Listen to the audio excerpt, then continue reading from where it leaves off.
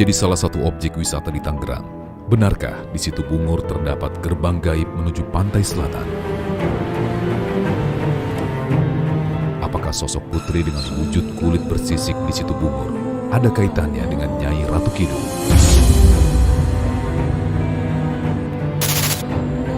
Lantas, siapa sosok Kong Soleh? Benarkah ada kaitannya dengan Sunan Kalijaga dan Prabu Siliwangi? Malam ini, Misteri Dunia akan membuktikannya.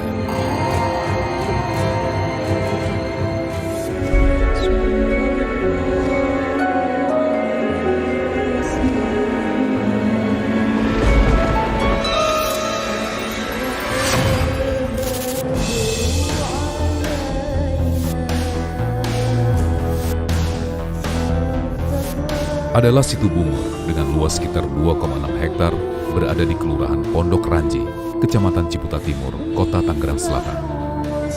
Danau yang kerap disebut situ ini menjadi salah satu objek wisata gratis warga sekitar. Di balik fungsi sebagai resapan air dan pencegah banjir, terdapat sederet mitos dan kisah yang tak masuk di nalar manusia. Ada di situ ini.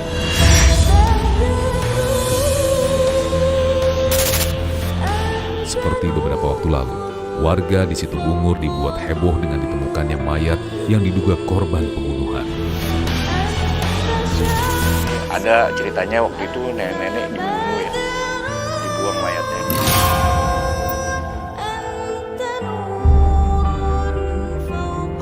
Seorang warga bersaksi saat berada di sekitaran danau, ia melihat sosok putri cantik bermahkota dengan balutan gaun panjang seperti sang ratu. Ada juga pengakuan warga lain, didatangi oleh seekor binatang berbisa. Namun saat diperhatikan lebih dalam, binatang itu menghilang dan meninggalkan beberapa benda pusaka.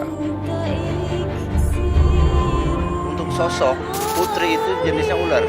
Iya, ular sebatas ininya ular, ke atasnya manusia, dan ada mahkota di kepala. Pada Jumat kemarin, itu datang dengan sendiri ya. Pas depan pintu itu. Dan kita tahu kalau itu Kanjeng. Tiba-tiba ada pintu itu digedor. Begitu kuat ya. Kuat sampai itu tembok juga retak. Sampai ini kunci juga mental. Saya kira orang. Tangannya ada penuh dengan saya menggedor sekencang itu gitu. Terus dibarengi dengan cahaya ya. Cahaya biru ya. Terus saya cari ke belakang, ternyata nggak ada siapa-siapa. Pas saat saya masuk, ternyata ada benda dua.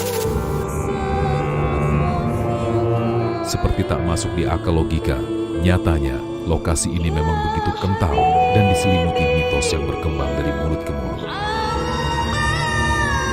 Percaya atau tidak, konon danau ini dipercaya memiliki sebuah gerbang gaib menuju dimensi lain. Bahkan beberapa menyebutkan gerbang gaib ini menghubungkan Situ Bungur dengan pantai selatan. Menurut di mata kita itu benar. Jangankan kita yang melihat, anak kecil pun mereka ada yang lihat. Dan ada saksinya bahwa di situ ada kerajaan, yaitu seorang putri berpakaian hijau. Jadi nggak lain adalah Nyi Roro Kidul.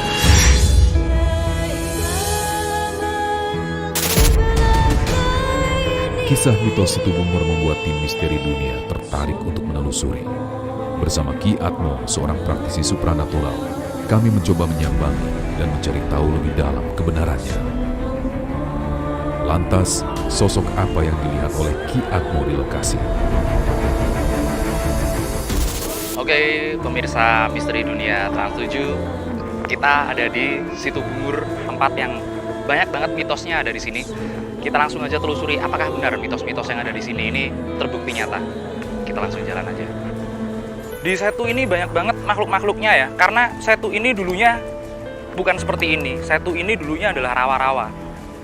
Setu ini dulunya rawa-rawa, maka yang menghuni tempat ini adalah berbentuk setengah hewan yang biasa disebut dengan siluman-siluman yang ada di sini. Ada juga siluman ular, kemudian sosok-sosok wanita dan sosok-sosok kalau disebut di mitologi Jawa, ini disebut bajang, anak-anak kecil yang bermain tanpa menggunakan baju. Nah, di situ itu ada beberapa kumpulan bajang.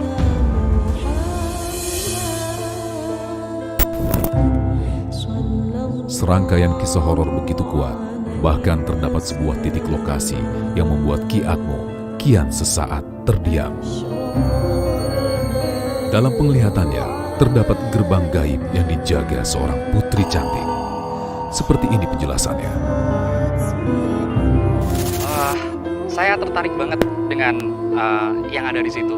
Coba kita cek ya, di situ ada apa. Ini tempat yang cukup menarik perhatian saya tadi ya. Ternyata disinilah energi-energi gaib itu yang sangat dominan berkumpulnya di sini. Di sini energi-energi yang manifestasinya atau penampakannya sangat sering banget dijumpai oleh para warga di sini. Kalau dibilang gerbang gaib, di sini inilah gerbang gaibnya antara daratan dan air. Dua hal ini sama ya. Penghuninya sama. Penghuni yang ada di situ juga ada penghuni yang ada di sini. Tapi yang paling sering iseng itu sebenarnya penghuni dari sini. Makhluk-makhluk yang di sini tidak iseng, tapi begitu mereka ganggu, mereka akan berusaha untuk membuat celaka orang. Sosok yang di sini ini dominan lelaki ya, lelaki tinggi besar, badannya hitam, tingginya kira-kira 3 meteran. Kalau sosok putrinya ada di sebelah sana, tapi dia nggak keliling ya. Kalau menemui beberapa orang yang ada di sini biasanya ditemui lewat mimpi. Putrinya cantik sekali. Nanti coba kita visualisasikan seperti apa putrinya. Lokasi setu selalu dipadati oleh para pemancing, namun ada sisi setu yang tidak boleh dipancing, karena dipercaya ikan tersebut peliharaan sang putri.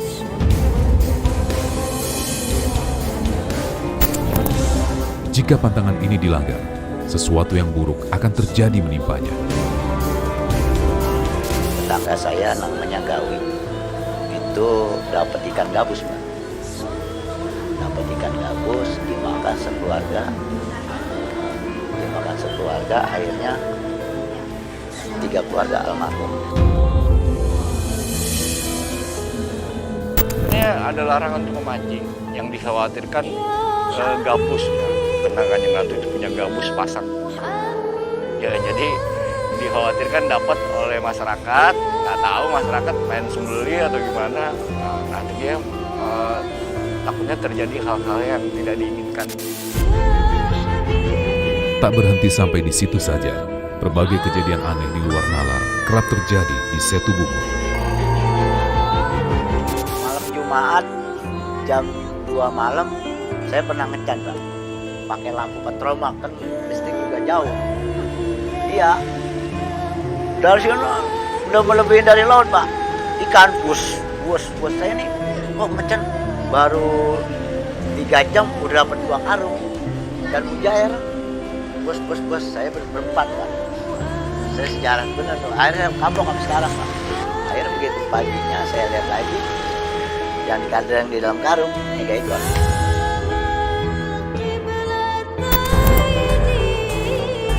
Lantaran tak ingin istana kerajaannya tercoreng dan rusak karena ulah manusia, pada malam-malam tertentu, sang putri akan menampakkan diri dengan wujud yang berbeda-beda. Perubahan wujud sang putri dipercaya warga lantaran menyerap energi negatif dan kelakuan buruk warga yang tidak menjaga lingkungan Situ Bungur. Itu kita kalau nama kurang begitu paham ya. Tapi hanya bentuknya seorang putri, cuman Kanjeng Ratu ini kan badannya ya agak bersisik dan juga memang kayak alis seperti koreng gitu ya. Dan itu saya pernah tanyakan pada beliau kenapa. Jadi kalau misalkan masyarakat di sini ada yang berbuat salah atau dosa, itu menempel di badan dia. Nah, dia cantiknya pada malam Jumat atau 1 suro ya. Kalau tadi dibilang dua wujud ya. Tapi saya rasa ini 2 makhluk yang berbeda.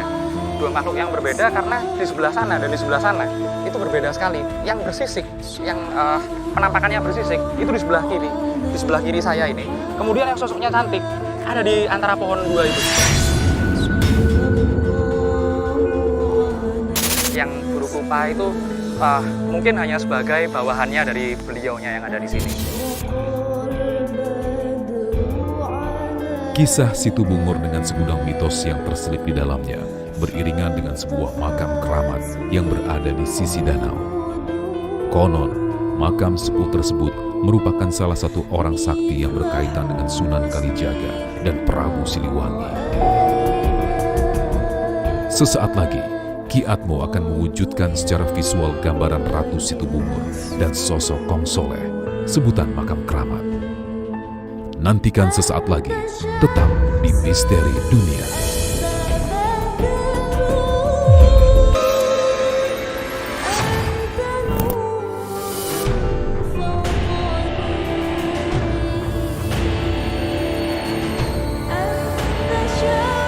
Di balik keindahan danau dengan segala mitos dan kisah yang tersimpan di dalamnya, terdapat sebuah rumah kecil yang di dalamnya terdapat makam wali Allah.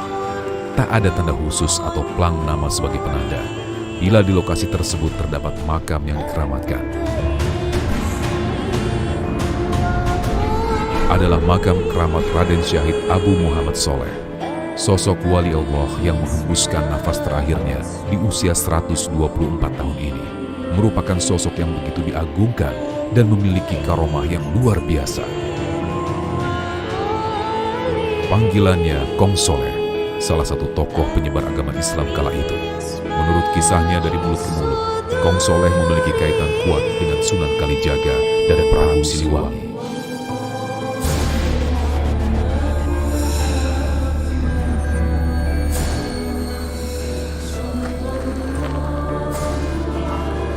Assalamualaikum.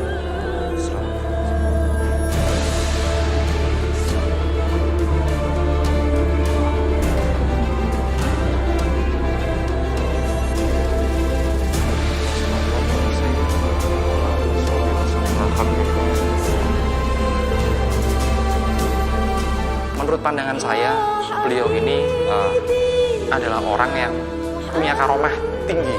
Karena apa? Karena dulu beliau ini sebagai tempat mengadu orang-orang untuk masalah-masalah kehidupan, mulai dari bisa dibilang pejabat, tokoh masyarakat, hingga orang yang ingin menjadi pemuka agama. Biasanya beliau inilah yang mendoakannya. Sunan Kalijaga itu adalah gurunya para wali yang hidupnya panjang sekali, hingga sampai 150 tahun. Beliau ini tidak sejaman dengan Sunan Kalijaga, tapi beliau ini mungkin saja bertemu dengan wujudnya Sunan Kalijaga saat Sunan Kalijaga sudah meninggal sebagai manusia.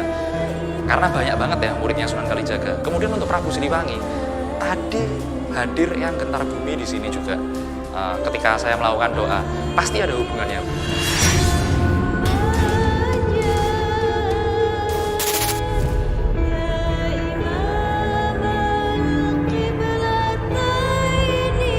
Saat menginjakan kaki, suasana teduh begitu terasa.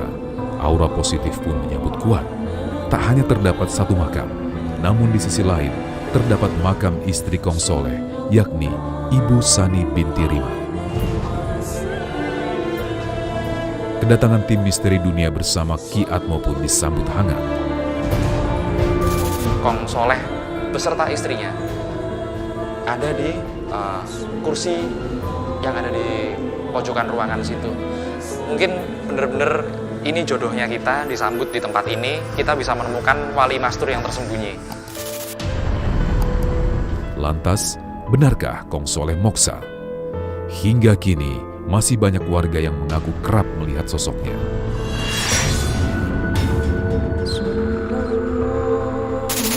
Ya kalau dia sih bisa pindah sana tempat petilasannya. Ya kalau di petilasan sih banyak yang jarang. Kalau di sini ya aslinya ya biasa begini. Soalnya tempat ramai tersembunyi. Cuman orang-orang tertentu, kecuali dia ada keturunan dari orang tuanya.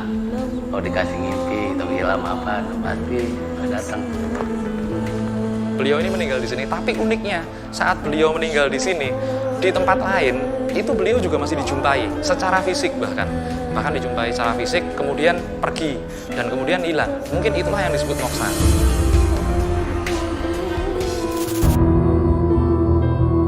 Menariknya, saat berdoa dan berkomunikasi secara langsung dengan sosok yang berada di makam, Ki Atmo menemukan berbagai fakta menarik seputar makam keramat satu ini.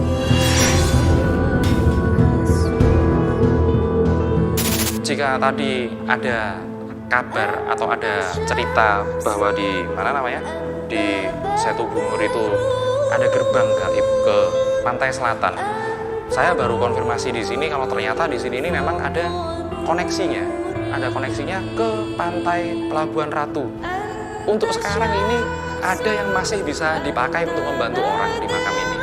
Nanti boleh kita coba bawa ya, sedikit saja. Yaitu adalah rayap ini, seperti sarang rayap. Tapi ini ada satu bagian yang tumbuhnya 25 tahun sekali tadi. Saya dapat petunjuk seperti itu. Sayangnya, makam keramat kerap diartikan negatif oleh beberapa orang. Mereka yang datang bukan hanya memiliki tujuan positif, namun terselip niatan buruk dalam pintanya. Ada juga yang datang hanya sekedar menarik pusaka milik Kong Soleh.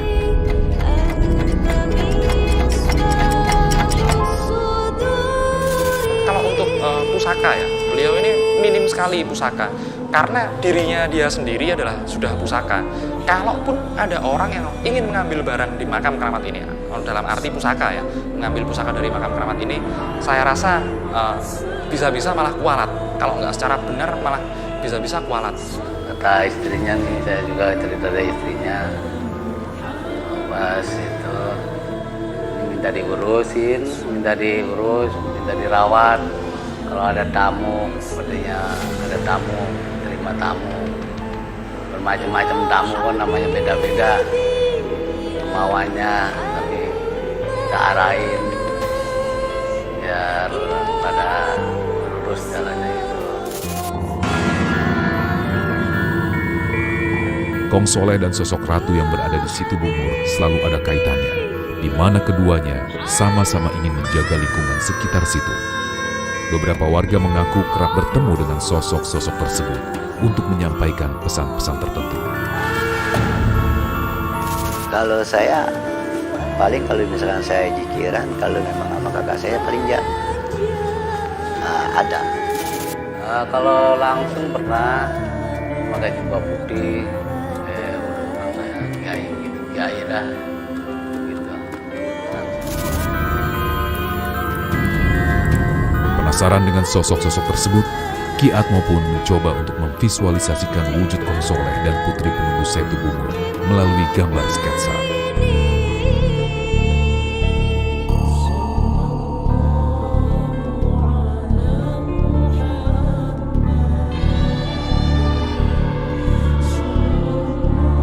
Ini adalah yang saya tangkap atau saya saksikan saat saya berada di dalam makam Raden Syahid atau Kong Soleh. Nah, ini adalah sosok beliau. Mungkin saya rasa pas waktu dia melakukan perjalanan ya. Karena saya rasa beliau ini melakukan perjalanan jauh sekali berkeliling di Pulau Jawa. Kemudian ada beberapa simbol dan beberapa tulisan yang saya yakini ini adalah simbol dari yang biasa beliau pakai sepertinya. Dan penampakannya beliau mungkin kira-kira seperti inilah.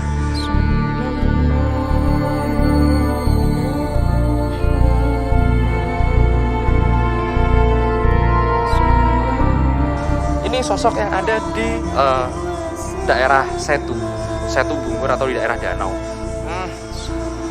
Manusia, tapi badannya setengahnya adalah ular. Biasa di mitologi Jawa disebut sebagai makhluk blorong. Dia ini badannya sisik semua. Nggak hanya satu makhluk seperti ini, bahkan dia punya, kalau saya sebut anak-anaknya ya mungkin ya, anak-anaknya mungkin ribuan jumlahnya.